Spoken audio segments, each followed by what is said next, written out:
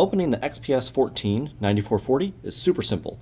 First, you just make sure that the Dell logo is facing down, and then you want to grab a T5 screwdriver head and remove the 8 screws that are surrounding the laptop. There are no hidden screws preventing this from opening. Next, with the assistance of a pry tool, you're going to peel away the bottom.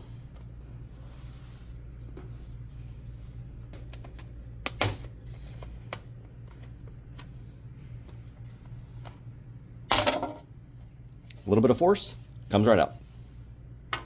Inside the laptop, you can tell that we have a nice big battery that is user replaceable.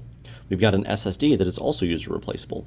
You have fans and a heatsink kit, which can be replaced by the user, but unfortunately, not much else can be replaced. The DC jacks, audio jack, and any other connection to the system are fully soldered. However, if your bezel or LCD does break, up here you do have the option to replace the hinge kit and the actual LCD itself. And to reassemble it, all you do is put the cover back on, add in those 8 screws, and you're good to go.